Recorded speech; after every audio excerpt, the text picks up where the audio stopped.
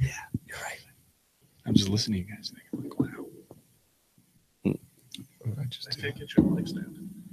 I like that. He doesn't like it. I do this. Sideline reporter. Joe likes to keep it natural. Just don't like the spider. Oh. And now down to Doris. Doris? Doris? Doris Burke. Is there an 89-year-old grandmother on the Hello, sideline? Doris Burke on the scene here. We're downtown at the jazz club, and they're throwing out all the Negroes. Thank you, Doris. Somebody get her some fucking help. Just an empirical observation.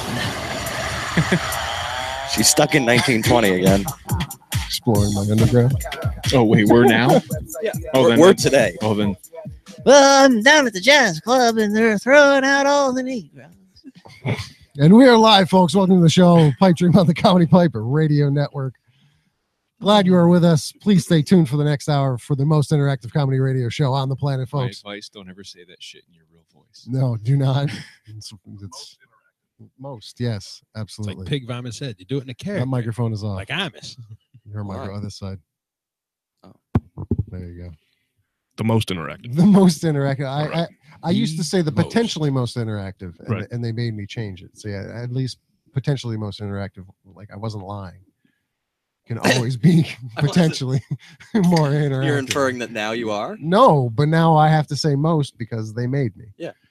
So now I kind of feel like a Who's liar. they? I'm You not- guys.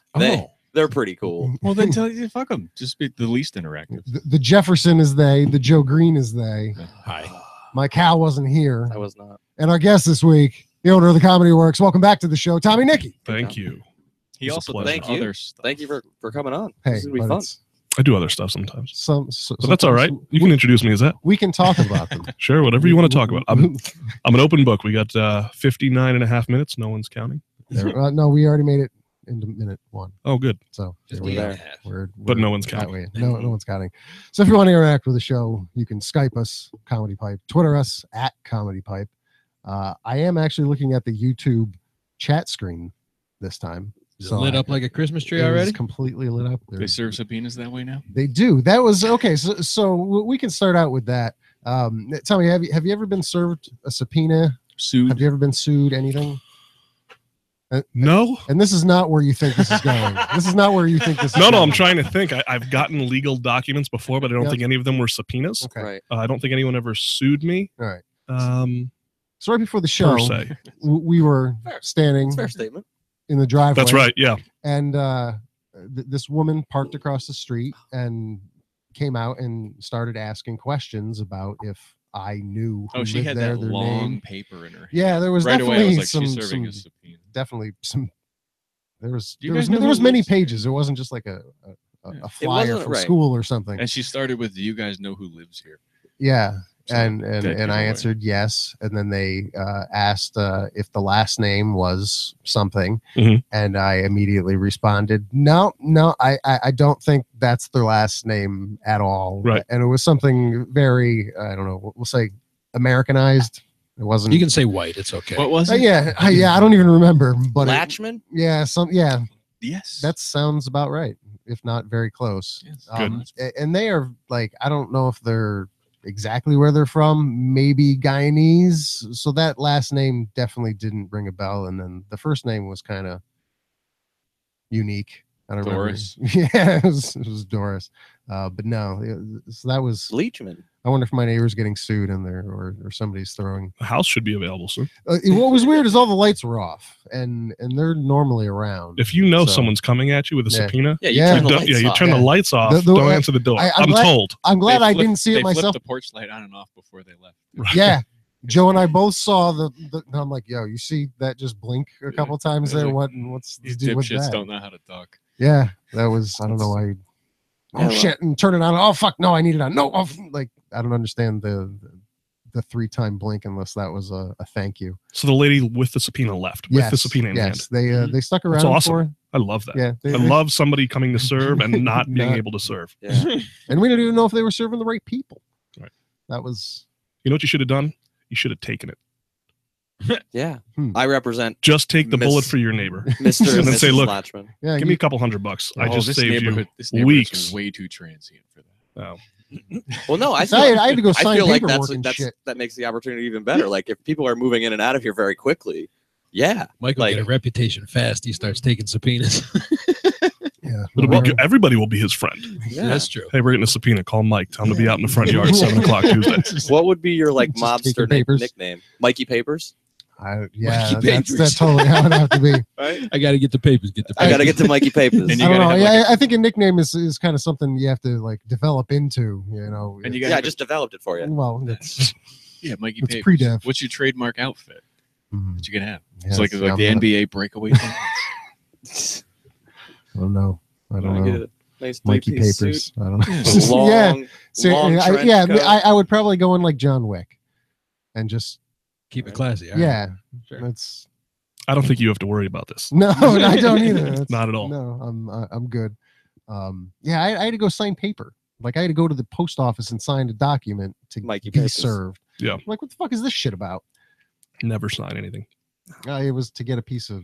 I didn't know what it was. It was to say you missed a package. It's better to not know. Yeah, but I order shit from China all the time, and it takes months to get here. And then sometimes customs fucks with shit, and you have to go down and sign I've to gotten get those it. So I things in don't. the mail before. Come down and sign for this. You missed a package. Yeah. Buy See, American. There's like 6 packages. See, and they're still I waiting should have for me. known because on the document it said in the to field, Mike 3D Smith, aka 3D, aka Mike Comedypipe 3D. Mhm. Something's up with that. Yeah, I should have Right known. away. Those are all aliases. Yeah, I'm like, none of these are me. Yeah, legally. No. They don't know your governments, No. and nor should they. No. Because Mikey Papers has got it under control. So let's get into the document Mikey on the Papers paper. don't sign nothing. Since we're talking about papers, if you wouldn't mind reading some of this aloud. I would love to. Tommy? Please, our guest.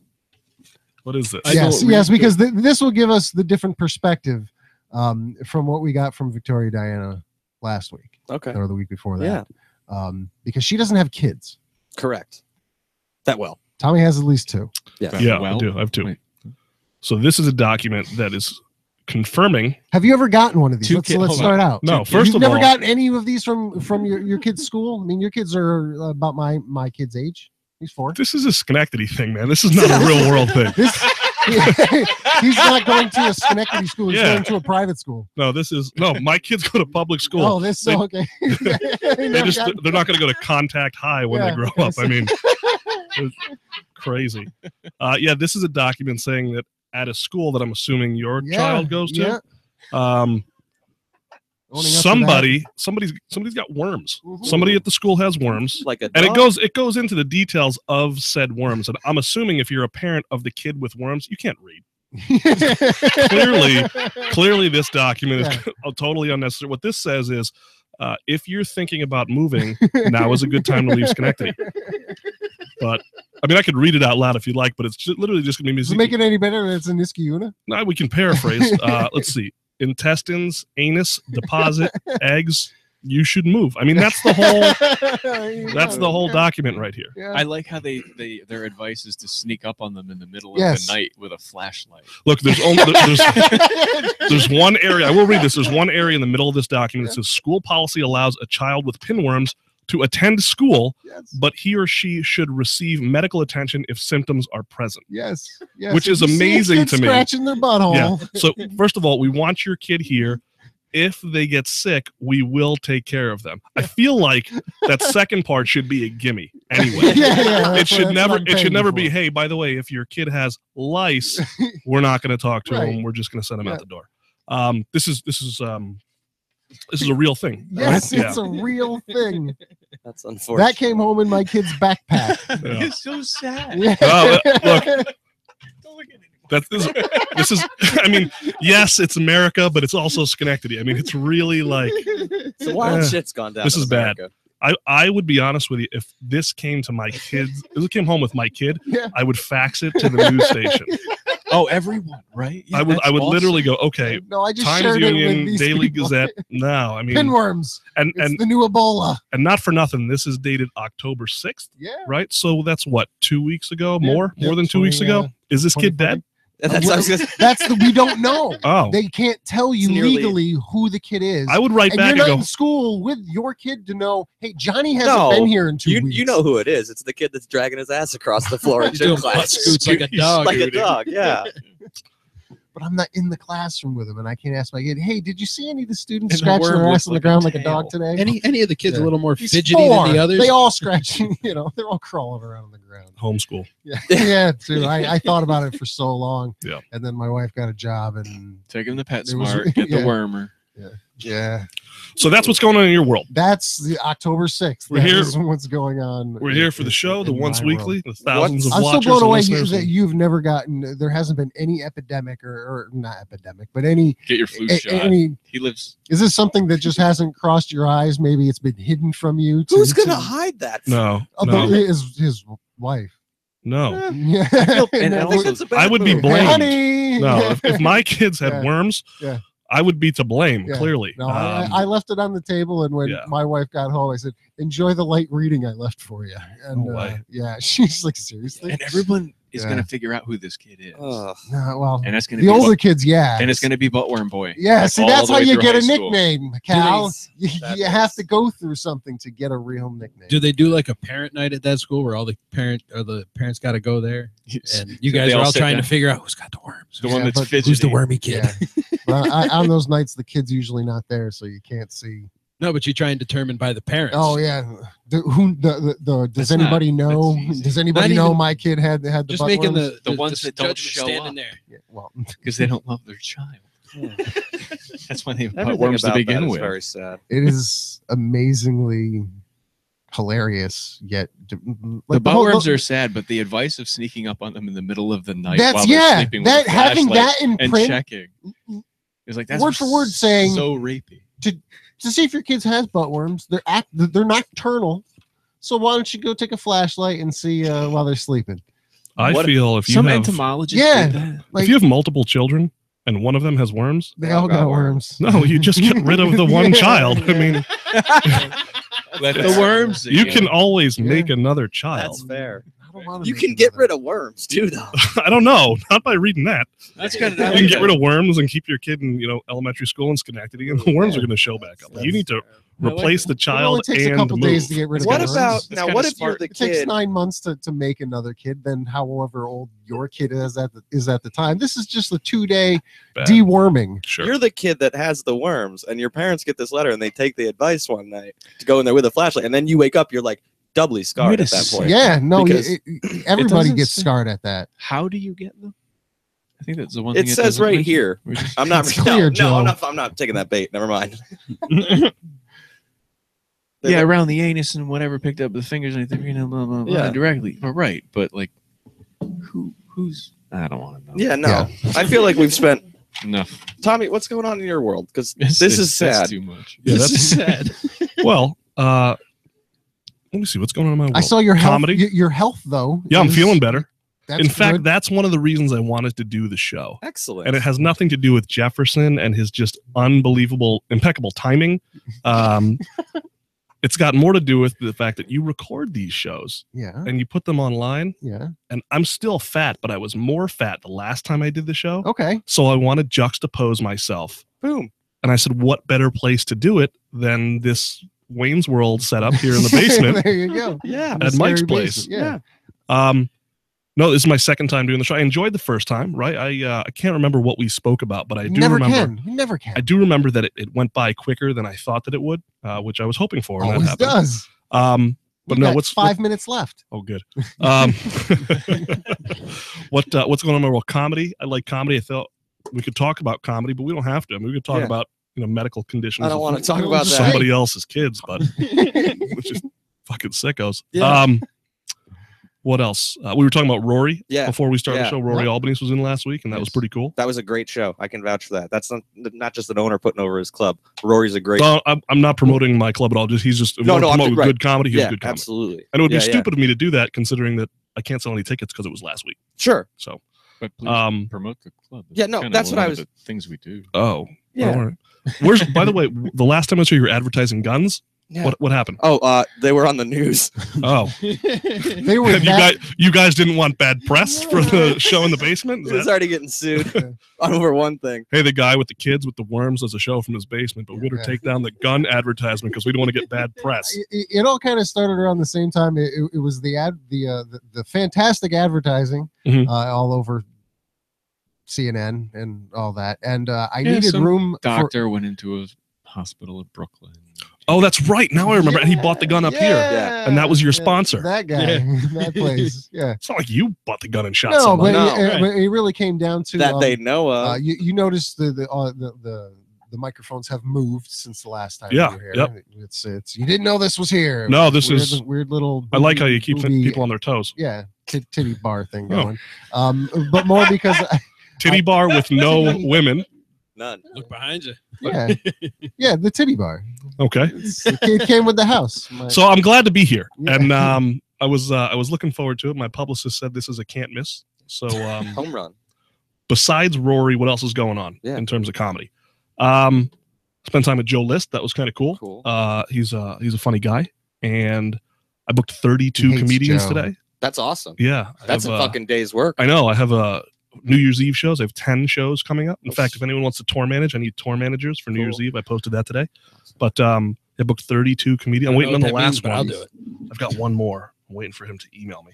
But we do this first night of funny show. How fucking dare he make you wait? Well, and ask for more money. That's even the harder part. I don't mind the waiting. It's the wanting of the more money. That's a problem. Sure. I can manage it. Or when you got 32 lined up already. Yeah, okay. Yeah, but I got the elbow room. It's for New Year's Eve and it's October and I'm behind the ball. So Wow. I have to do So I could 32 manage hotel it too. rooms and 96 phoners and all that sort of stuff. But it's good. It's a big On a pretty quiet day. it's the biggest night of the year for me. Right. So you don't have like a concierge service where you just go. I have, and you gentlemen will like this because you're some strange people. I have a virtual assistant now. Oh, cool. Nice. And I know, gun advertisement, and I'm sure there's I believe your little Bats Blue can, even though it's Canadian, can double as an They're in American flag. Connecticut now. But Oh, good. Anyway, yeah. So I have a virtual assistant who Still tastes works for like me shit. in the Philippines. okay. And she wakes up at 9 o'clock at night in the Philippines and works straight through till 5 o'clock in the morning, which is 9 to 5 New York time, as my virtual assistant. So as things come up, I send them to her and she follows up and it allows me to keep working. And then I have another guy who works for me and he's in Bangladesh. How is this virtual? Well, it's virtual in that they're my It's a assistant. real person. That's right. It is that part's true. So the term is virtual assistant. I don't know. okay. But when the phone rings, you just don't have to. you dial meet them. a 518 number. It's a woman in the middle of the night in the Philippines answering the phone. But you're not supposed to know. Sure. So, and I have a guy in Bangladesh who does all web work and graphic design and all that stuff, and he's 10 hours difference also, and he's been working for me for 3 years. So, Wow. I think I only have like part-time people here in America. All my full-timers are overseas, but they're helping me build this tour, which is great. Way to Yeah, outsource. absolutely. I know. Hey, But I couldn't. All truth being told, even Jefferson here, I couldn't afford him. I paid those people a lesser wage. I gave them what they Yeah, asked for. I said, sure. "What's your wage? What do you want?" Yeah. But I get great work from people that I can afford as a guy who works from his cell phone and his you laptop. never have to Oh, talk the to them. dinar conversion is off the charts. How often do you like? I think verbally talk. in Philippines they're pesos, and Yeah, dinars are the Nonsense. Iraqi under Hussein. oh yeah, They're no, extinct. I Those are don't extinct. have any Iraqis. But those are thank you. worthless. The How often- dinar. No, The the dinar, dinar. not the Iraqis. Every day. Too late. You verbally talk to them every day. I verbally talk to the gentleman in Bangladesh maybe once every 3 months. What is he But tell we're you? on Skype together every single day back and forth. Okay. Oh, okay, so The face. woman in the Video or Philippines- just text? just no, there's no video going Okay. on at all. So, So I you're did just send chatting. him a hard drive, like an external hard drive, and I sent it to him. I sent him a care package along with I think it was like a Batman T-shirt and a Transformers T-shirt and all. Because I saw online that he's into these kinds Yeah, of things, yeah, right? that's And nice. it was like $5 T-shirts at Walmart. So I grabbed the whole care package and threw it. And he's tiny, so I He's got putting him a kid pictures up size. on Facebook, and they're like laid out on his bed and all, like it was Christmas. You I'm pimped him clearly out. not Christmas, but he was stoked. So, Yeah, and that's the woman awesome. in the Philippines I talk to almost every day because she answers the phones. So Sure. if you call for the Stand Up Global, you end up speaking to this woman who What's her name? Her name's Bernadette, Bernadette. and I sure it interviewed. is. I interviewed about 200. Right. Yeah, that's what she tells me. Yeah. Oh, that's great. I interviewed about 200 people, and I said, "Look, I want to be able to talk to somebody that sounds like they're next door, and English is their first language, but that takes good care of my customers." And she does Okay. it. So That'll be done in 10 That's minutes. great. no, nothing like that, not at all. No, your order. I got the joke. I don't hear as clear English from people that I order food from in Schenectady. Yeah. Well, as I I meant do you call from- the Philippines and you said I need somebody that sounds like English is the first language. Oh, And they're like, yeah. That'll Oh, be 10 minutes. I'm glad he explained the joke. I got it though. I got it. I'm bad at that. No, this is good. That's awesome. I don't know how we got on this subject, but so anyway, Oh, you asked yeah. who was helping me out. Yeah, So yeah. they're helping me out. That's cool. 3 years she's been with you. She's been with me about 2 years, and he's been with me 3 years. That's So reliable. That's good. That's smart Yeah. business. Absolutely. What's his name? his name is Salim, Selim. That makes a little See, more that's sense. cool. So, Yeah, he didn't go with like my name is. no, Steve." nope. He- Well, shout out to Bernadette and Tony. Salim. yeah, they're good, and Cool. I'm actually trying to get Salim. One of the things he would like to do is to come to the United States, even on a visit. So I'm trying to help him get a non-immigrant visa to be able to come to the States and take him to Yankee Stadium or Taking do care some of the things. people. So Yeah. hopefully he'll be able to do. It's been 3 years. Hopefully he'll be able to come. So That'd we're be working on that awesome. for April or May. And maybe I'll bring him to the show. Yeah. We'll get Salim That'd be, into that'd be a very into the. interesting We'll go walk around conversation. through the backyard. We'll Yeah. walk Yeah. down the stairs. Yeah, and we're we're gonna- gonna watch your head We're gonna because break him. low ceiling. Give him the whole And experience. Salim will go back to Bangladesh and go, "You guys won't believe what America's like." I went to Yankee Stadium. I guy went had a to house, the he had Statue of boobies. Liberty, Yeah, and I dude. went to this I was in this basement. They had- Schenectady. They had Transformers. There were Anti-boobies on the wall. Weird. Yeah. Empty bottles of Labatt Blue so. or cans. I don't know what else is going on. You want to talk about anything comedy? I'm happy to chime in here. I know it's a comedy pipe. We could, talk about pipes. Not really We a don't- plumbing yeah. show, but Yeah, no, that's what I want to get into. PVC or real iron. Copper. Copper all Copper. the way. Copper. PAX when it's called. I will say, Four-Pax is Joe. pretty good, man. Joe, you will be proud. I stood in the break room, toasting a bagel, listening to a group that had to leave a meeting room because they were doing like sections, like they had to go in like 5 people pods out of like 25 people, and this guy started giving the Tesla history on how there was AC and there was DC and there was Tesla and there was Edison. Oh yeah, people are into Edison that. was an asshole about it. He killed an elephant. I Fuck no. so wanted to hear him going, yeah, and Edison was an asshole. But I sat there and listened to this guy because this is a somewhat common theme of the Tesla book over there. Okay. And it's- Tesla's the guy who had the idea that got ripped off, that died broke. Yes. Edison ended up Yes, getting the yes, fame yes. and all the money, and then Elon Musk stole his name to create cars Yeah. 200 years later. 100 Isn't years it later. awesome? So he's getting it back. It's fine. It's reparations right there. Go feed your pigeons, Nicholas. I have a question, Tommy. Yeah, Comedy related. Oh, So boy. you do obviously you get comics from all over up here on weekend tours and stuff. I'm assuming a lot of them stay up here. Have you ever gotten any strange requests from like is and you don't have to name names. No, but- I don't mind naming names. I get a lot of them. This isn't a strange request, but we used to do shows. This is probably 7 or 8 years ago at the Best Western on Wolf Road. The Okay, club was there. And without going into too much detail, because I don't want to put anybody out there, Sure. there were 150 rooms in that hotel, and twice a year, they rented out 148 of them to a swingers group. Okay. And they I've heard of literally this. took over the hotel. Yeah. They did, dances and banquets just publicly, and then did whatever they did back in the Oh, rooms. the wafting through the hallways. And they saved 2 rooms for the comedians who were working there and staying there. So I had a comedian, Angel Salazar, who's nuts. If you know, Oh yeah, he's absolutely crazy. It's still that way. He was in Scarface, yeah. and he's been doing stand-up I was for about 15 30 years years. old at the comic strip when I saw him. My mother Yeah. took me there. So and I Angel's- saw him there. He's a good That's friend, but awesome. he's nuts, and Yeah. he's He's never great. changed. Like, it's not like Angel turned 50 and all of a sudden it's like, you know what, I'm going to slow down. No, Tina still, Turner. I call him up and I'll get his voicemail and I'll say, "Hey, it's Angel. I'm not around. Hey, if it's Uncle Tony, I'll come see you Wednesday." Right? Like, no one has any idea what that message could possibly mean. But so anyway, long story short, Angel performs. He's one of the 2 comics who are staying in the hotel, and he somehow told, this is me later with the police and him, that he was invited into this room with this husband and wife. He's like, no, they invited me in. Well, apparently Angel went into the one room that didn't have swingers in it and crawled into bed with these people, and they were not excited to see this little Cuban man in bed with them in a hotel in the middle of the night. He's also very fit. So that was kind of cool. He's a really, really funny guy and a good guy. He's a high energy performer, but he still hasn't mastered the English language after, not even forget mastered. I mean, he still battles to get through the day. But I think he must be, his story is fascinating. I believe he's Cuban and he left and he had to leave his family behind and eventually got to Florida and they shipped him off to like a boys' home in Los Angeles. And he learned how to act and speak English doing school plays in middle school and high school in California before he got into, Scarface and that sort of thing. He was But Chico, right? He was. Okay. Chichi, get the yayo. Yeah. So anyway, he was at the club one night, and this is years ago. This was probably like 20 years ago, and the club was in a hotel where the rooms were attached. They were just down the hall. It was like a long, long hallway. And Angel did the first show, and typical him, he sees a girl, meets a girl, he interacts with the girl during the show, and then he tries to get her back to the room. So he does that. We all see him leave with this girl. The second show starts. The MC gets on stage and starts doing his time. And then he gets off stage and we go, okay, all right, where's Angel? And we look, we don't see him. So we call his room. The middle act is up on stage. Still no sign of Angel. So I go down to the room. I'm knocking on the door. There's nothing. We're calling the room. No one has any idea where Angel is. So the feature act finishes. We put the MC back on stage. We're like, just stretch it till we can find him. So Angel, all of a sudden, I see him coming out of the corner of my eye. It's running down the hallway from the hotel rooms to the comedy club while he's like throwing his clothes on and getting dressed. And we're like, what? Where have you been? What's going on? Tommy, I meet this girl at the first show. And he starts shaking his head. He goes, I couldn't came. I'm like, what? He's like, I try, and I couldn't came. I was like, that's the wrong tense of the word.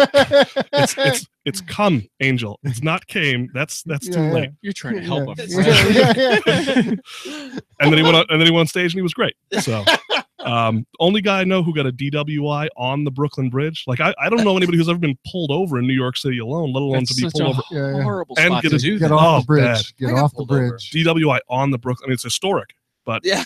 Right, but I mean, even as a cop, if you're following somebody super drunk, you'd be like, just let him. It's like slot cars. Just let him hit the rails until he gets to land. You know. So I don't know if that answers your question. I've had guys who come in and either they don't like their hotel, they've got to move someplace else, or a lot of times I end up paying for a hotel and they end up just not showing, which is lovely. I love that. Sure. So that's a great way to not do. Yeah, no, well. that's great. No, but no, like like you'll see like the riders of like crazy bands and stuff. They'll be like, I want all blue M&Ms, and I get the logic behind it. Sometimes it's like, well, if they do that, I know that they read the rider and like the stage will be up to. But have you ever gotten anything like that? Where it's like, I need, I don't know, fucking 24 lukewarm pork slaps. No, in a I've never seen that. I get riders a lot, and I usually just cross them out and initial them because I'm not getting you a vegan platter. There's a guy who's here who will cook and make something for you. Chill out. Right.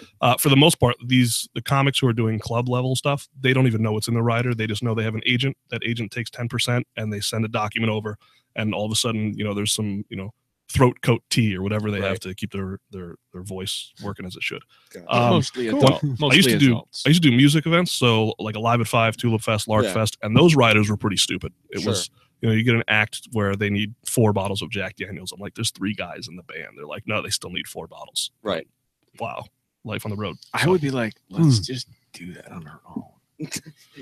Not make it part of our contract. Well, comics are totally different. Like when it's usually a guy or a girl and they're getting off the train or they're getting out of their car and they're going to the club with a band. You've got gear and 4 people and all sorts of baloney. You have to like wait for everybody to get on the same page before you can do anything. So I know a lot of music promoters who are like, the hell with this. And now they deal with comedians. Right. It's the same money and you don't split it 4 ways. Sure. No gear. So. Right. Or bottles. Oh, yeah, you still go through bottles. And I feel like, I mean, I'm sure there's a bunch of comics out there who are, are quirky and things like that. But I feel like it would be just like you said, just in general, kind of easier dealing with comics, especially on a touring. I feel like any kind of touring level. Comics want it easy. So like if you know the guys who run Laugh It Up Mahoney's, right? Yeah. They I think Cal and Dan. But comics like working there because it's literally across the parking lot from the train station. Right. So they can get on the subway next to their house, take the subway to Amtrak or Metro North, go up to Poughkeepsie, get off the train, do the show, get back on the train. Like in Saratoga, like Bobby Kelly's here on Friday, and he's like, "Oh, I'll do the club on Friday. You got a great cigar shop on the corner." Yeah. Like that's the draw. That's the important thing. Like they just don't Sure. want to be in the middle of nowhere Nowhere. where they can't get to the things that they like. Like Verzi likes or Giannis, like they all Yeah. like to go to the cigar shop. So Yeah. I hope the cigar shop stays open. Makes it easier for me to book talent. Right. It's- Absolutely. It's weird that that's the thing Between, that's important. Sure. The cigar shop and Doughboys. Yeah, well, Doughboys, cigars, and Wi-Fi. Like, if you provide a hotel room, not that a lot of them exist, but they did. If you provide a hotel room to a performer on the road, and either they don't have or they have shitty Wi-Fi, they are furious. It's literally like, I don't want to work here. I don't want to stay here. Wow. I had a comedian who stayed at the Microtel in Latham, right?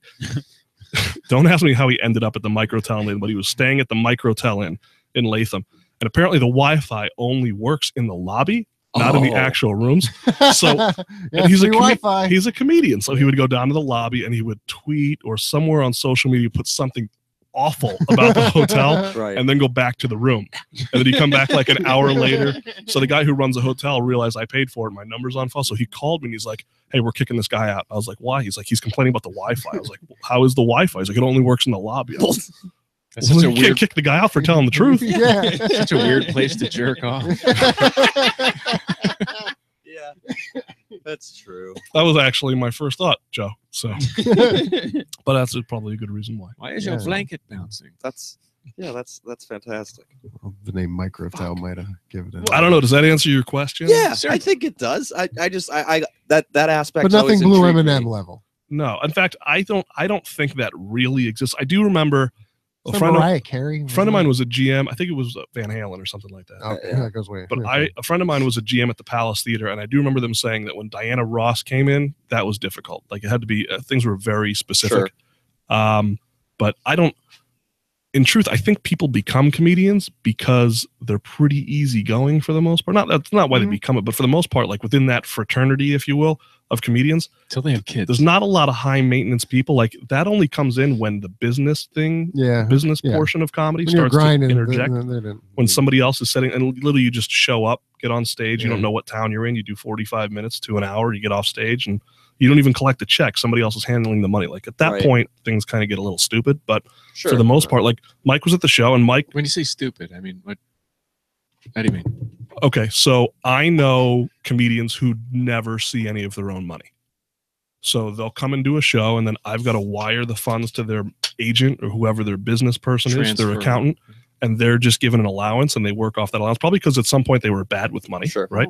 But for me, if I'm going to do something, I imagine for a lot of people, like I love the idea of getting paid when I finish what's going on. Like maybe it's just a small stupid thing, right? But there's that kind of stuff going on. Like I have an agent who I'm dealing with right now who won't give me the travel information. No. Let me back up. So when Joe List came to town, right? Joe List comes to town, and Joe's a great guy, but his agent, I was telling his agent, I was like, the club's in Saratoga. There's a train station in Saratoga. Have him go to Saratoga. He's like, no. He's only going to take the train to Albany. We don't really like the train station in Saratoga. I'm like, what do you mean?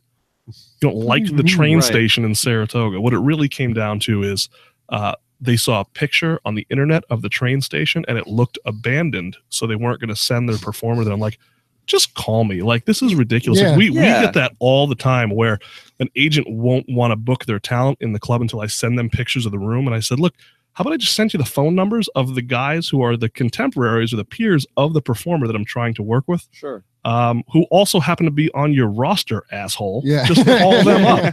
Like, if you could just be in communication with the people you represent. So it's kind of nuts. But isn't everything on the internet? I think they're renovating it, though. They're renovating the train station. The Rensselaer one is a shithole. They've been renovating for fucking 16 years. Well, yeah, but nobody gets. They're all train stations. Like ultimately, Rensselaer is the Chinese bus of train stations. You just need to be able to get from the train to the car. Like that's the whole point. And it's kind of nice. See, you get off a train in Penn. You're like, all right, this is kind of nice. There are agents, and in fact, I'll talk to a lot of comics about this. There are, like, if I wanted to hire you to perform, I would call you and we would agree on a date and a time and money, and you would come and perform. In fact, we're not even going to deal with a contract. But I have performers who I've dealt with for years who will go and then work with one of the big 4 or 5 agencies, and all of a sudden it takes me 3 weeks to book an event with somebody, and I'll finally reach out to them and go, hey, are we going to do this or when? They're like, my agent never even told me you called me. Like, there are so many performers who are losing so much money and so many potential events because their agent either isn't going to make enough commission, so they're not giving it enough focus, or they're just too many guys on the roster. So I was having this. They don't work in Bangladesh. No. Like, I was having this conversation with Rory last week off air, and he's with an agency that's got 50 comics on their roster, and I said it's kind of backwards, this comedy business. If you are generating almost 100% of your revenue from touring, like, that's how you make your money, is going, performing, and collecting that money, and that's how you pay your bills. Why would you entrust someone to handle that for you who mathematically can only give you 4% of their time? Like, if they've got that many people, they're responsible. Like, why would you do that? And that's the nature of the comedy business once you get to a point where you've got an agent. And really what it comes down to is comedians just don't want to do business for themselves. And I don't blame them. Like, they didn't get into comedy to be business people. They can't get into comedy, go on stage and make people laugh. In the beginning of anybody's career, you may not know whose door to knock on to get the gigs, and you get an agent, and then you keep them for years, and then after the agent is not going to get you to the next level in terms of stand-up. Like, you have to be able to generate a following and an audience exclusive of what the agent does. Their whole job is to you got to find Harry Weinstein. Well, I can't say too it didn't soon. Look, no, not too soon. I'm not at all condoning Harvey Weinstein, but literally, if Harvey Weinstein was still working right now, there'd be a line of people out the door willing to do whatever he says. Yeah. But no, in terms of stand-up comedy, you have to create the business yourself. So the agent's whole job, really, besides trying to secure some new work for you, is to take a guy like me and just beat him over the head until they get more money. And I either give it to them, or I say, no, go fuck yourself and move on to somebody else. And then you got to look at your agent and go, how come I'm not getting work? And your agent's going to say, oh, that club owner's an asshole. And the club owner's going to go, well, because I'm not going to pay you more than I could possibly bring in the door. Right. So it's just... It is interesting, the backwardsness of it, because, like you said, you work in to get to a certain point, and then you hand over the reins to everybody else. It's like, crazy. It is. It's nuts. Crazy. Like, I come from a background. I like business. I also happen to be in comedy, and I love comedy, but I'm passionate about business. So when I look at a comedian who's doing that, I think it's kind of crazy. Like, in any industry, like, well, I don't know what you guys do. Like, I'm assuming you work, right? Yeah. Oh, all right. No, not you, because you sell. So this is a different situation. But let's say you're. Well, no, I'm in it, but I'm also.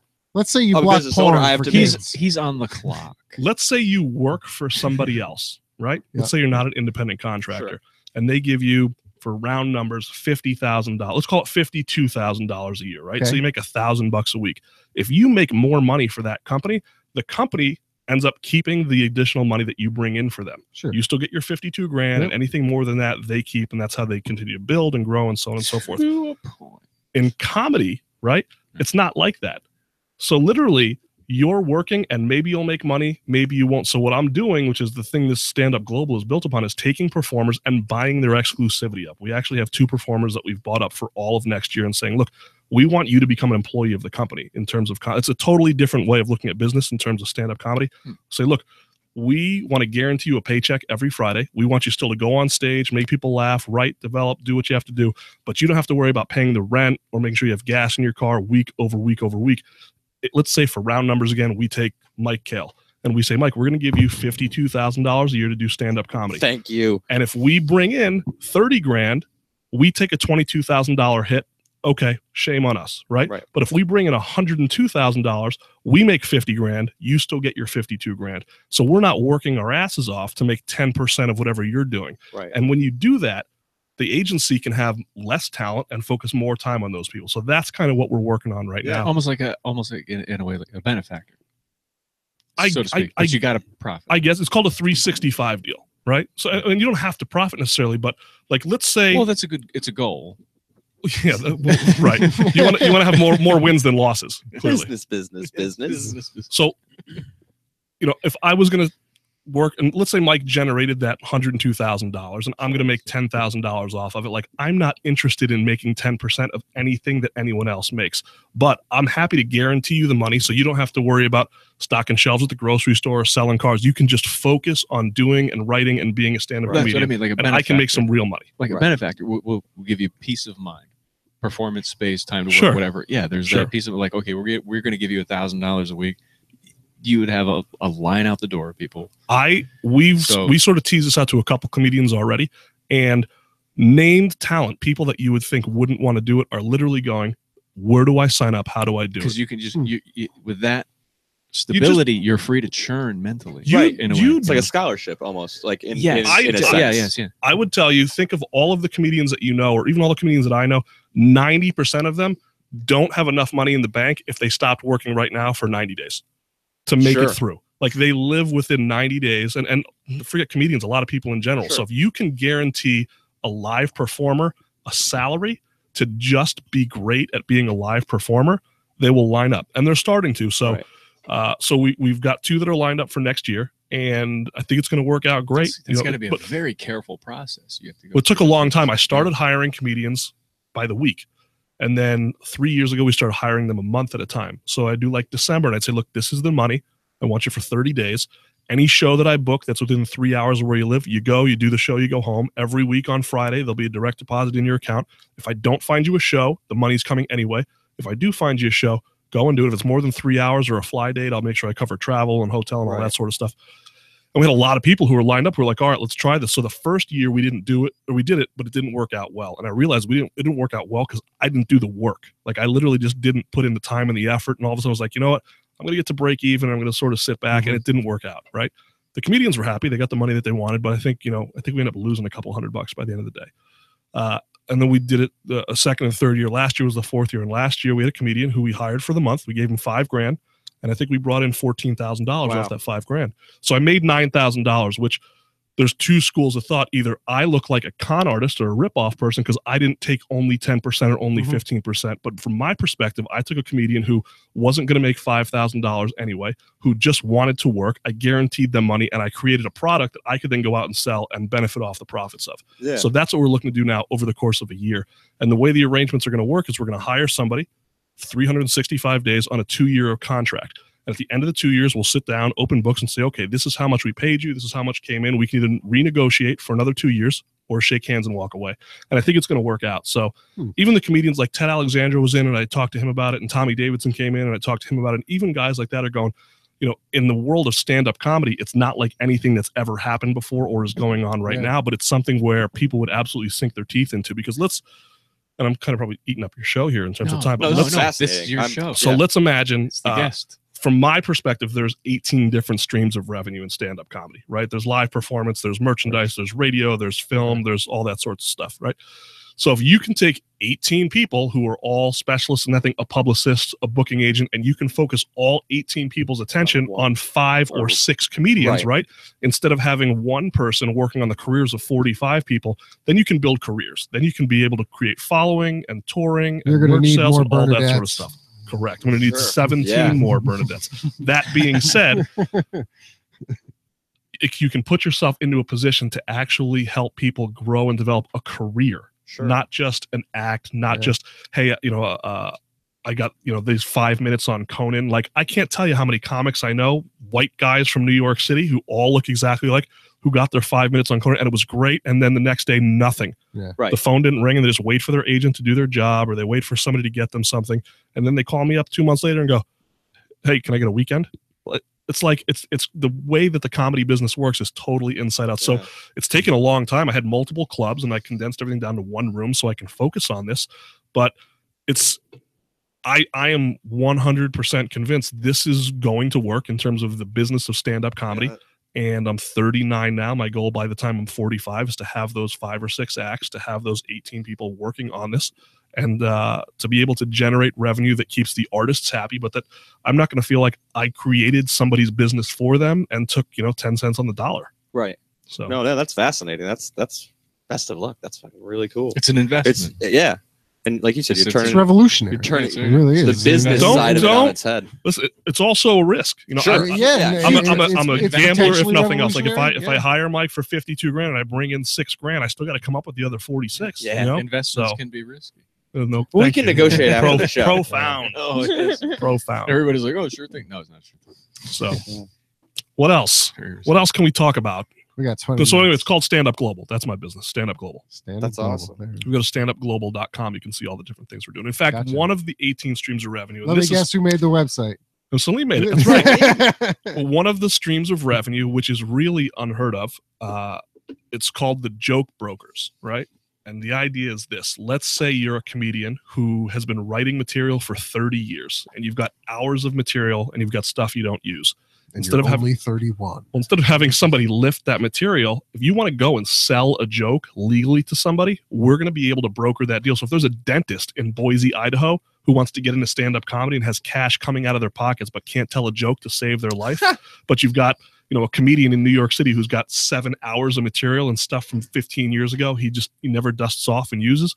Let's sell that joke or those jokes to this guy legally, make sure that the documentation matches up. And a comic who that's the thing. Like, I'm trying to remember the comedian who told me this. If you're a pharmacist and you own a pharmacy, when you get to the end of your career, you can sell the pharmacy, right? If you're a car dealer and you sell your car dealer, if you're a comedian and you've got 30 or 40 years of joke writing and material created, at the end of your career, you don't have shit.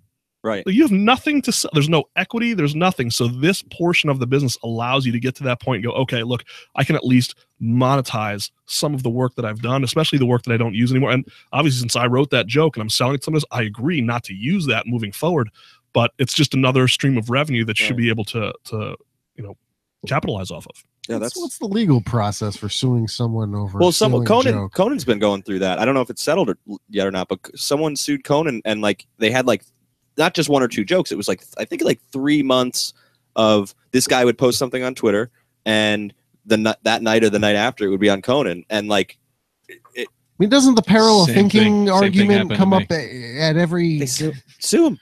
I think there's a value instead of lifting somebody's joke. If you're going to sell a joke to somebody, to actually work one-on-one with that person to explain how you came to write the joke, how to actually deliver the joke, what parts of it work, why it doesn't work, where to pause, where the cadence should be, how the timing should be. I mean, there's more than just, hey, Robin Williams watched some open micer at the Improv do something and then lifted it. I mean, I can understand the rich dentist guy that can't tell a joke that just wants to literally buy the joke. Sure. Here you go. Here's a combo deal. Right. Here's 3 for $1. Who buys jokes? That's rich dentist. Well, rich dentist. You know what?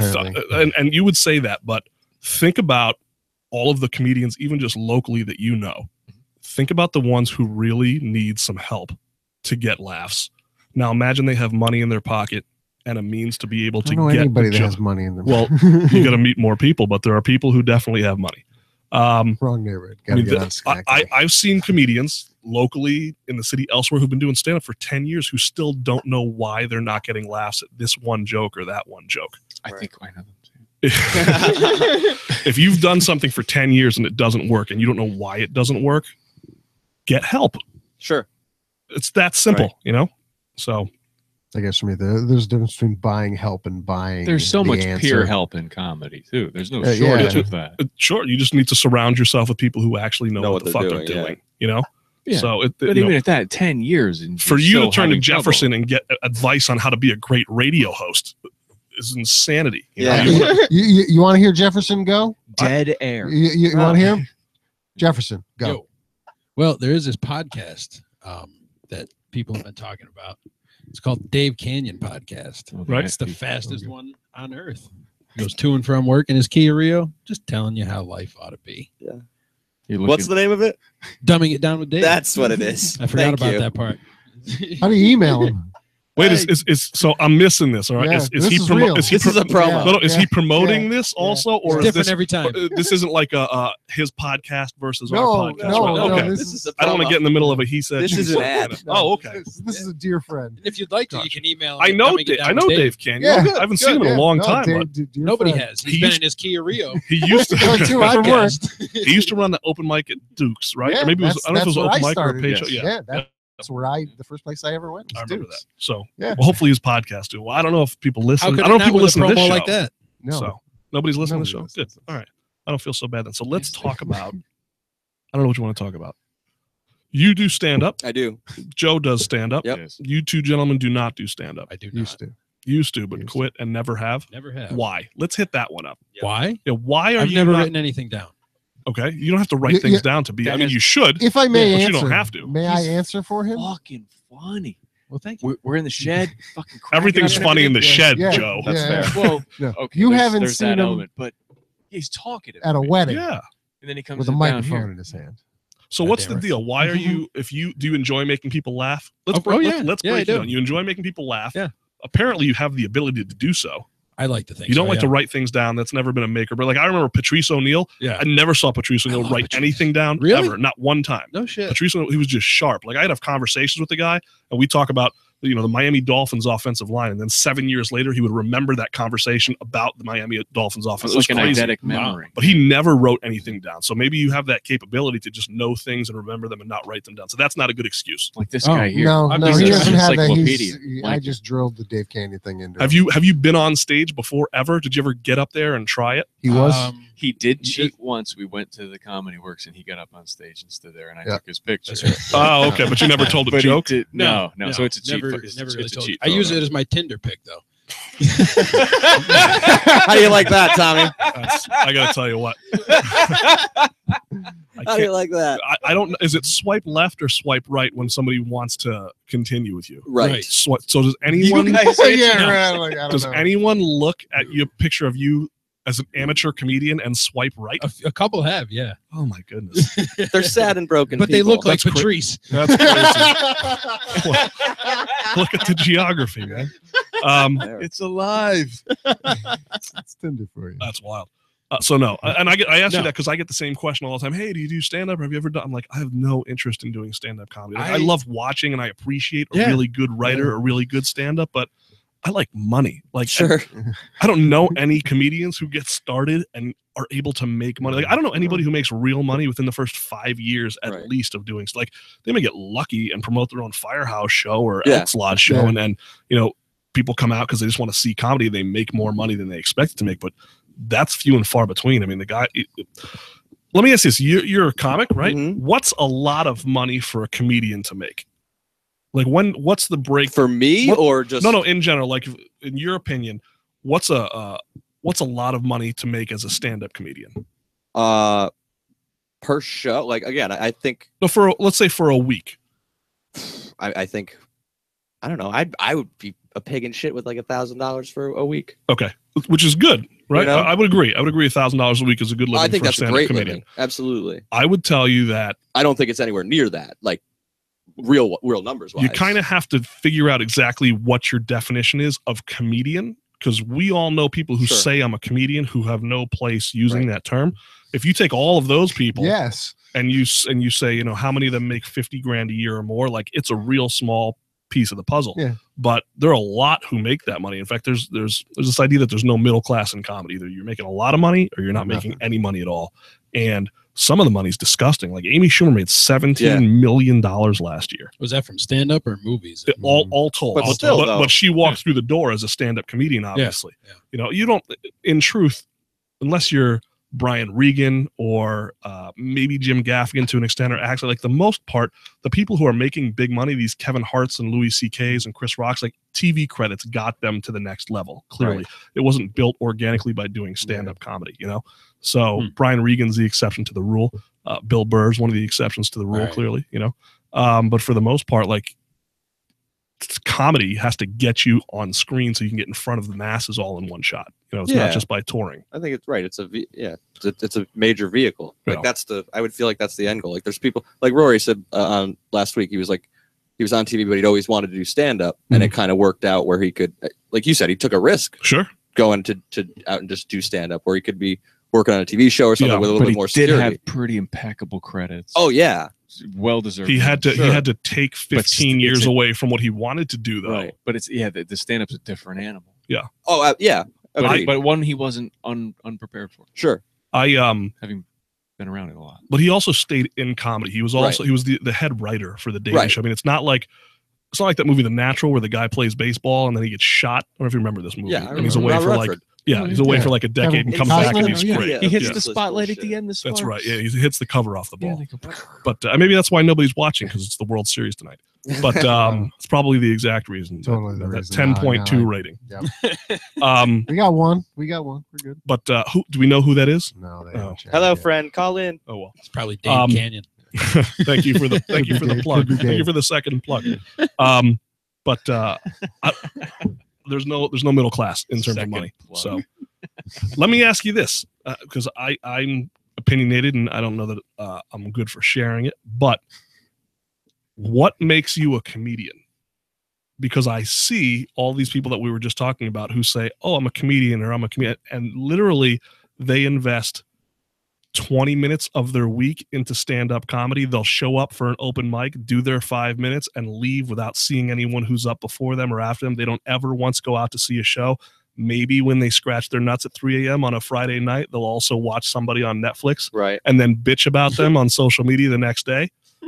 I think, is that a comedian? No, that's because there's a lot of people that say I'm a comedian, and that's the routine. If that's the case, then I'm a comedian. Yeah, look. No, you don't go up on stage. He was there once. Great, good point. What qualifies you as a comedian, in your opinion, as someone who qualifies themselves as a comedian? I would say dedication to it, and how do I want to put this? I am not in a position where I can dedicate the amount of time that I want to to it.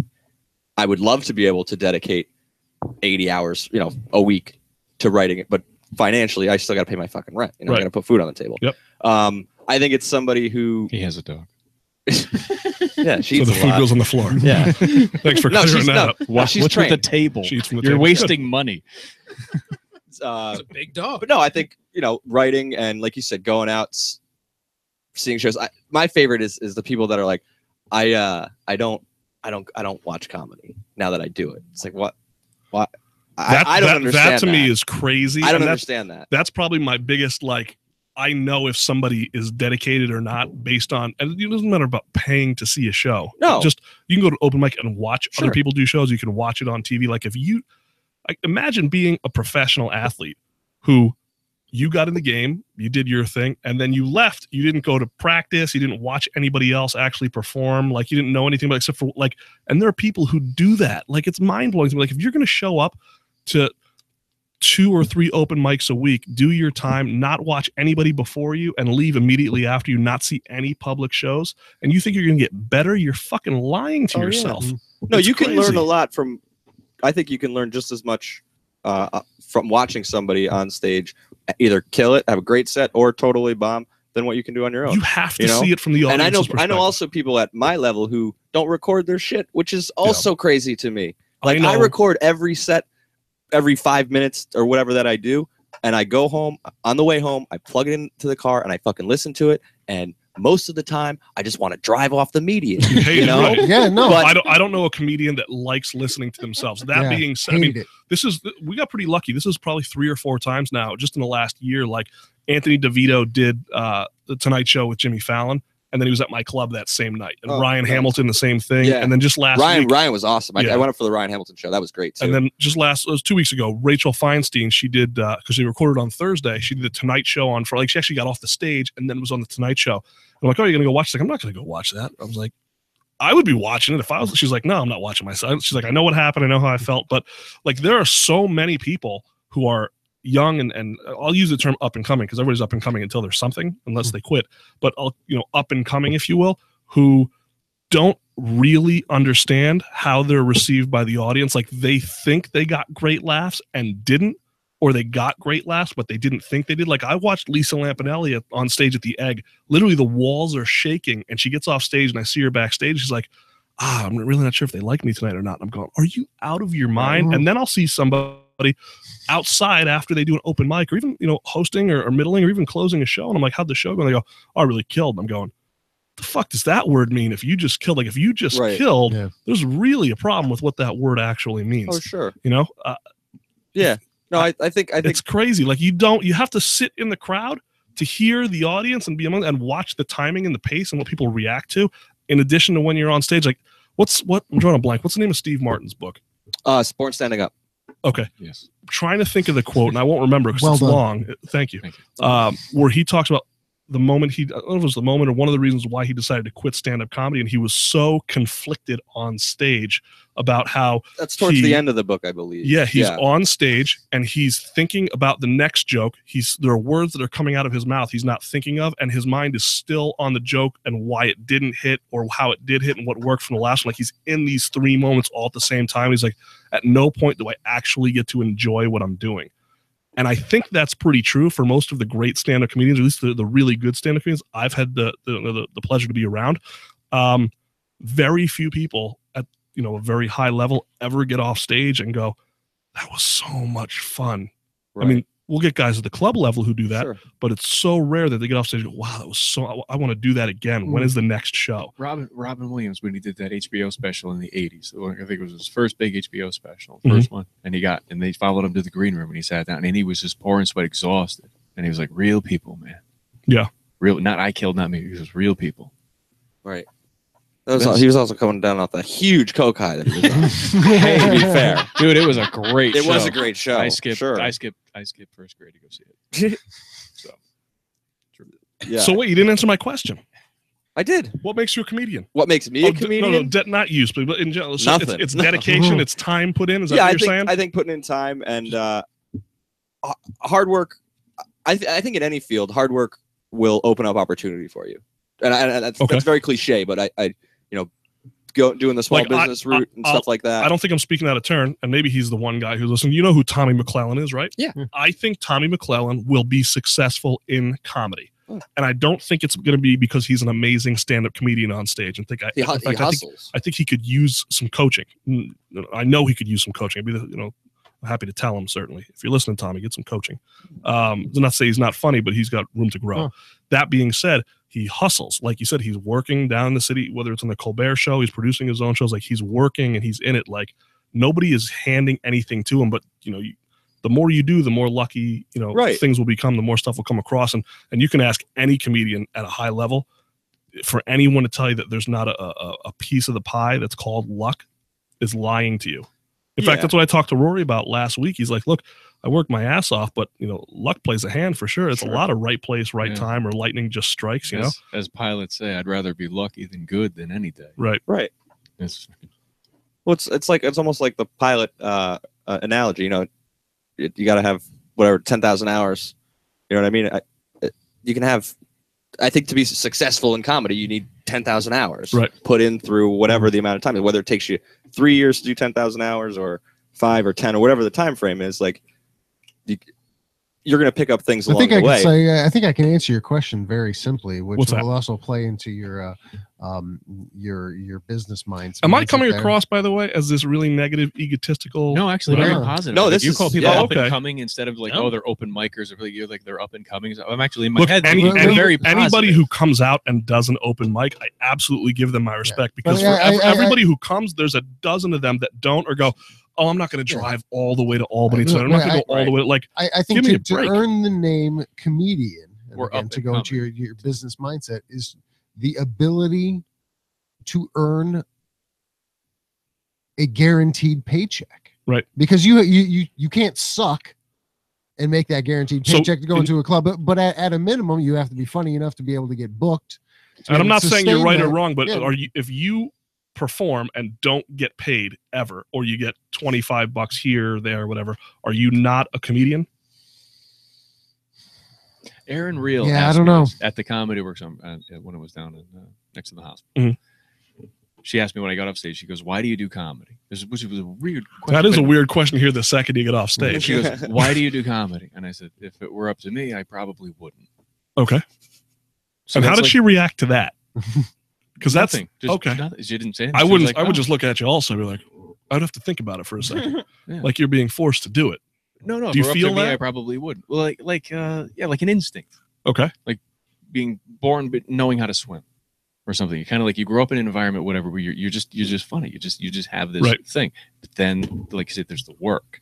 You can be funny in the car all you want. Sure. But there is, like I say, the structure and all that. So there's the passion that's in the genes. Yep. And then there's learning the craft. I'm the greatest race driver. Yeah, but you gotta know this. And then unfortunately, there's steps. There is the business aspect and the timing to it. I mean, you could probably Google it. I don't know how old Louis C.K. is, but he should have been famous. 49, 3 months, 22 days. He should have been famous 10 years before he was. I mean, think of all the people who were great comedians long before anybody ever heard of them. They lost 10 years of their career just waiting for the business to catch up to their, to their talent or their ability. But isn't that like the kind of neat thing and also one of the pitfalls of being an artist is you're ahead of the curve. Yeah, in some regards, I guess. You know, That's why people try to suppress comedy in other countries, things like that. It's like we don't. shit, dude. They we suppress it don't- here. The ones I know, Yeah. but yeah, exactly, they do. And because when we take it seriously, we don't fuck around. Right. If you're a dick, we're gonna really lay it out. Um, Or if you're nice, we're gonna go get really nice. Well, that's the thing about we're not insincere. that's the thing about comedy that I think is really genuine and very real. Certainly, is that it's one-on-one. It's supposed, comedy at its best is a conversation between one person and a group of people. I mean, really, that's the and the group breakdown feels of what it is. like an individual in a way. I think if you do it well. It's just a conversation. That's Yeah. all it is. It's you talking to some people, whether it's a theater of 3,000 people or a club with 14 people. It's you talking to some people, and if you can get them to agree with what you're saying and react to that, it's a win. I mean, that's what stand-up is. It's one person just talking to a group of taking people. a stand in front of a bunch of strangers, cornered, and then defending. So, you're getting too far, right? Because really, you're putting situations and variables in there that really have nothing to do with it. It's you talking to some people. Yes. And if you can get to a point where you're great at talking to people and getting them to physically react to what you have to say, that's and that's the whole game. I mean, that takes people their entire lives and they never get good at it. Or some people, you say they're a natural or they're born with it. They just have that ability, Jefferson, when Carrot- you get carrot on top. stage, it's just you talking to some people. Me talking to some people. I mean, you put it like that. I don't see why I haven't done it. I really don't have a good answer for you. So you actually start, like, I've been telling him for literally years. It is what it Write feels like. something fucking down. Look, Write if you don't want just to be anything. do Write you a just word. don't do you step just back. not like writing? Because if you want to be Email a writer, yourself. be a writer. Don't get like there are some people who perform who should not perform. They should write or they should create or they should direct or do something, but for some reason they tell themselves, I need to be the center of attention. I need to be in front of other people. Oh, I don't want to be the center of attention. Well, that's what I'm saying. Don't go on stage then. If you don't want to be the center of attention, do not be one guy under a light with sets and sets of eyes looking at you. I don't know. I think of shit all the time, and then it just kind of goes away. I don't. That's why you should write it down. Write it Yeah, down, that's why, submit it to somebody, I would give it email away, myself. sell. Like we had the Rory shows last week on, I think maybe it was Thursday. It was definitely Saturday. Justin Smith came up from New York City. He's a heavyset guy, and he's originally from Oklahoma. He's still trying to find his way in New York, and he worked in front of Rory, but he had worked in front of Rory for me, a year ago, however long ago the last time was. And he was so excited because he went to Rory's Netflix taping or whatever it was, a Showtime, whatever the special was that they taped. And Rory did a joke that Justin had given to him at the club like a year ago. It's not like he stole it. Like Justin saw the show and he's like, oh, you should use this at the end of your joke. And Rory used it in his special. And it just made Justin's like year that this special came out and Rory did a joke and he was never going to get credit for it. But he knew that he had talked to the guy and gave it to him. And he thought so much of that joke that he put it into his special. Maybe that's your thing. You know? I mean, I don't know. I wouldn't say I don't want to help get me. I got you. That's a good relationship right there. If Joe wants to be on stage and he could use the help of somebody who's a good writer and he doesn't mind, I mean, don't get me. It's something I've I thought was plenty kidding. about. Like I think it would be this. pretty fucking cool. you might, Joe. I'm not knocking you and your act, but look, I don't know a great comedian who doesn't get help. No, we all do. Yeah, disc You know? golf. We do that during disc golf. We all go out, like a bunch of us comics. We go out and we play disc golf, and it's nice because you don't sit around a table, which is also good, but just that movement and keeping things going. And Yeah, I and mean- like regular golf, having conversation, things like that. We just have fun together. I don't know if it's Just kinda Caroline's or Gotham, but somebody's got like a softball league team. And it's all the comics who That's play there. awesome. And I mean, it's just the funniest group of people to like, they're sitting there and they're playing softball. And you're like, oh, Jim Gaffigan can't field the fucking ball at first base, you know? The game is ancillary. That would be great. It's I would the just love to go conversation. watch that, like sit in You the can stands. Just go to watch that. Central Park. Yep. They're down there. They're playing. I don't think they're playing now. The No. season's over, but yeah, it's comics like anybody else. They want to get together and have that camaraderie. In fact, probably more so because they like I said, there's that fraternity for sure. Definitely. I'm told. Bernadette is in the I'm on the Philippines. They're all outside. broken people. Yeah, Bernadette's in the Philippines. She's just The book waking that I up. write everything down. That's the Philippines. Oh, with a gun to my head, it looks like you spilled something. I couldn't tell you. It says it right on the bottom. Oh. My Philippines. Were you there or no? No, I just got this book Oh. from somebody, but I thought it was a neat cosmic Tumblr I- coincidence. She's in the Philippines. That's This where I isn't- write all my stuff in. This isn't one of those Kaiser Soze moments where I'm just looking at things around the room and throwing, random stories out here. I don't know. A barbershop quartet in Skokie, Illinois. You were looking under the sheet. You were looking under the sheet. At Yo, the there's desk some- under I don't even know what's in there. Listen up, Butler. Here's what's under. What's the first thing you grab? It's a knife. Oh, it's a knife. Yeah, Okay, so so that's a fillet knife. Is it a good one? Or Yeah, is it's it a shitty fillet one? knife. Yeah, Joe will Look, be Oh, impressed. that's nice. That's Joe will be okay. impressed. The sooner I get out of here. It's a fillet knife. Yeah, it's got the nice. It's got the honing edge on the other side. Too. Okay, all right. That's a knife. Well, we're gonna just not play with that. I don't like weapons. I don't either. That's The first gun's thing on you the put. other side. Yeah, that's here. It's Let me antique, show though. you Oh, this Jesus. thing. No, keep the gun, man. It's a musket. Leave the gun. Keep the canola. Takes It's a Coke mug. All right. That's all it is. So how much more time we got? Coca-Cola. We've been 100 over years time by 8 minutes. Oh, but seriously? Yeah. Yeah, we got the it's light like a fine. motherfucker. Yeah. Just blowing that light. Yeah. Just blowing that light. Hey, look, I Guess got a who's not message. working here anymore? Did you get your email? Let's do a call No, back. No hold on. email? No, son of a bitch. I did get a message from Tommy McClellan, but he wasn't listening to the show. It was Oh, something ironic there. totally There's- unrelated. It's because he So, works. Yeah, he's out there right. hustling. Yeah. that's Keep right. hustling, Tommy. How do you want to wrap up the show? Just Where Do you want can- to plug something? We're done plugging.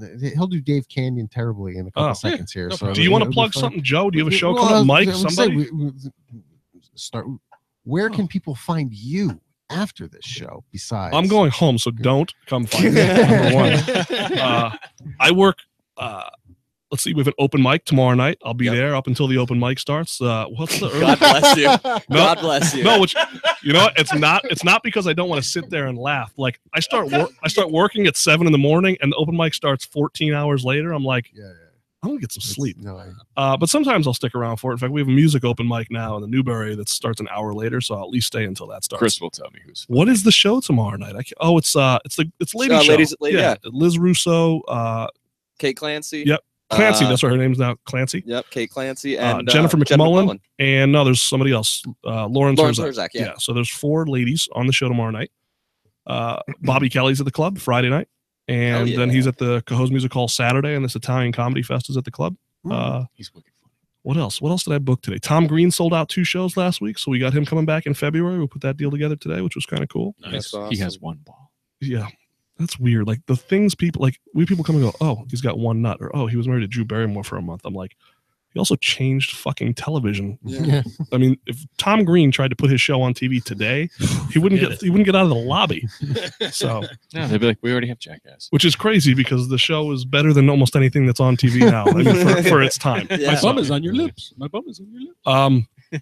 I don't know what else do we do. I got all these New Year's Eve shows. New Year's Eve, we're gonna hopefully have comedy everywhere. So I have Proctor's Theater, I have both theaters at the Egg, I have the Cahoes Music Hall, and I have the Colonial Theater in Pittsfield, Mass. So I've got Nice. about 6,000 tickets to sell Holy shit. on New Year's Eve, and that's why I'm working Did you- all day, every day now.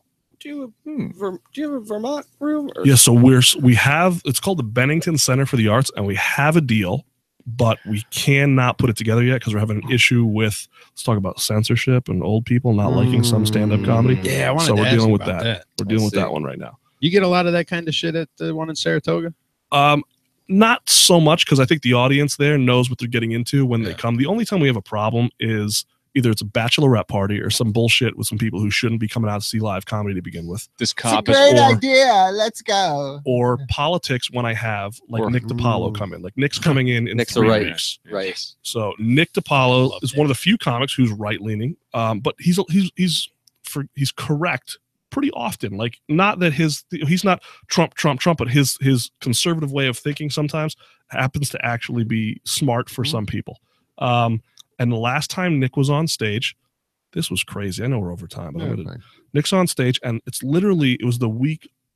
It was the week of the election, right? It was right after Trump had won. It was Yes. the very next weekend. Oh, that And election. there's a table. Yeah, there's a table of 6 girls right up front, 1 black girl and 5 white blonde girls, right?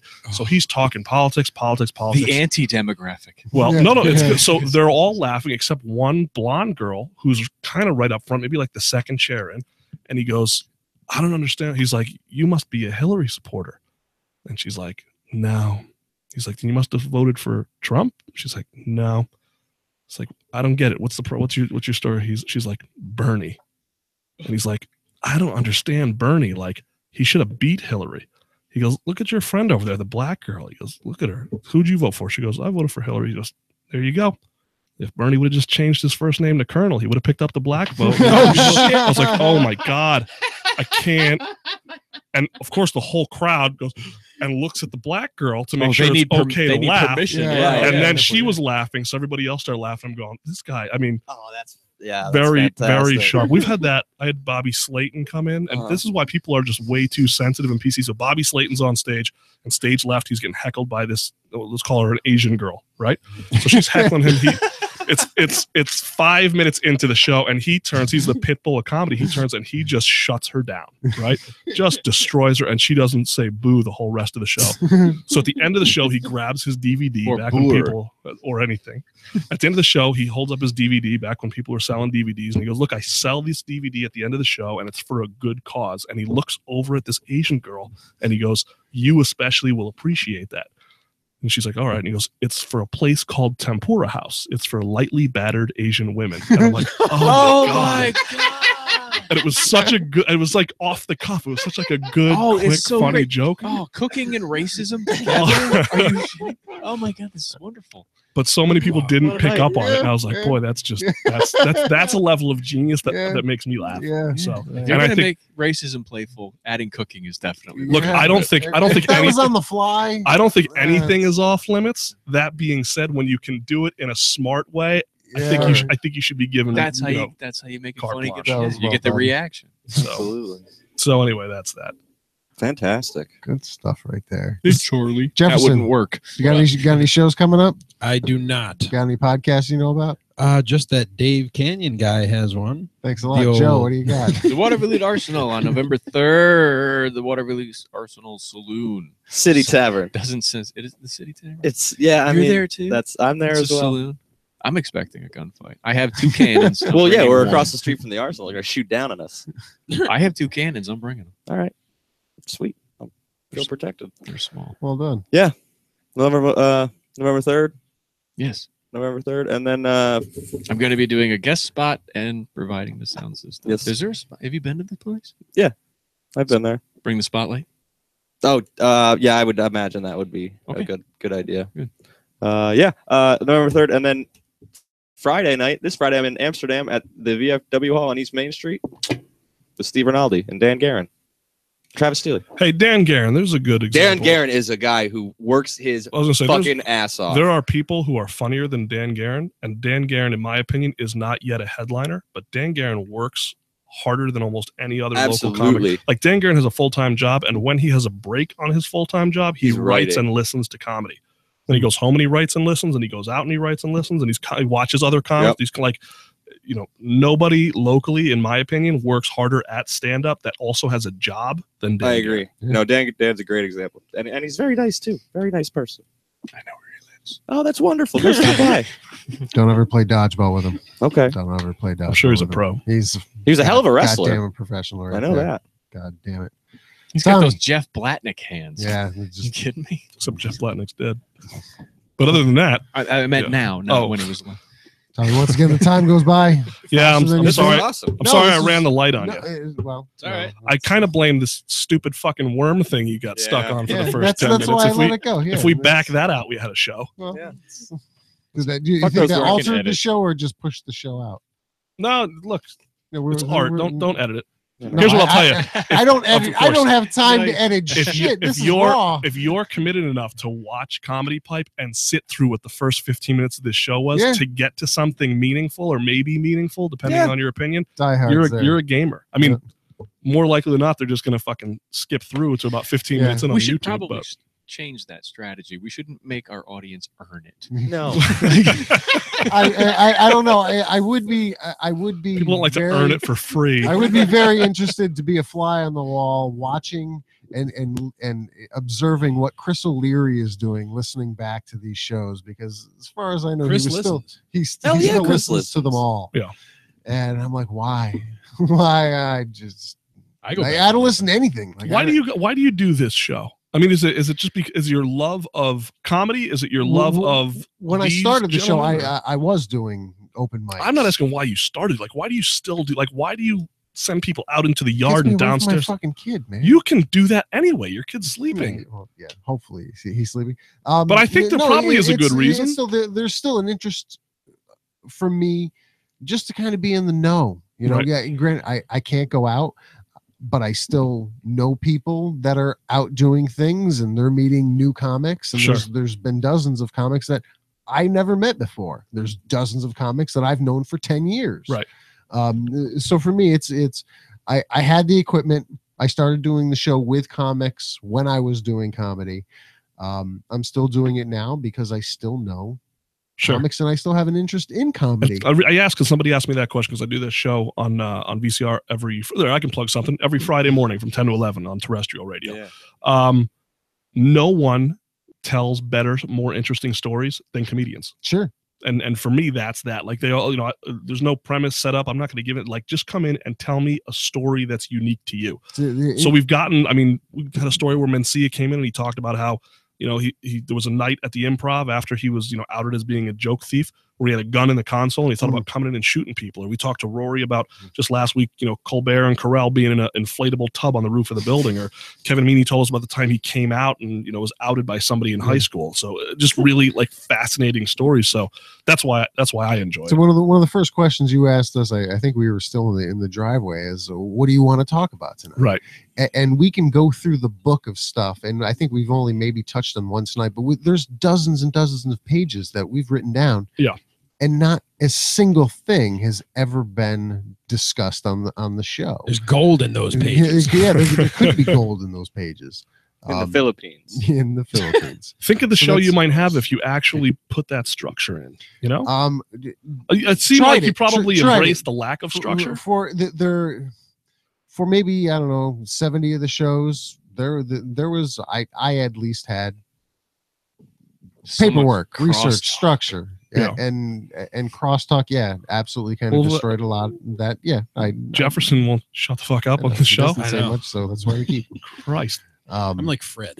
But it became more of a. I had a child, didn't have time to do it anymore. Sure. Because there was a lot. I mean, I would sit down here for 3 hours. No, this is good. Look, no matter what happens, you'll always have a catalog of the time you spent with these people. Yes, I'm glad to be a part of that. Yes. Thank you for the invite. Hey. Thanks for coming. Is that a good way to wrap? That is a fantastic way to wrap. Good. Ladies and gentlemen, thank you for joining us. My friends call me 3D. We will see you next week. Joe Green has something to contribute. I speak for all of us. I'm sorry about the butt worms. Yes, sorry about your butt worms. We'll see you next week. Apparently that kid got him from Joe. Yeah. Now we've solved Why are it. you at my school, Joe? Why are you at my kid's school?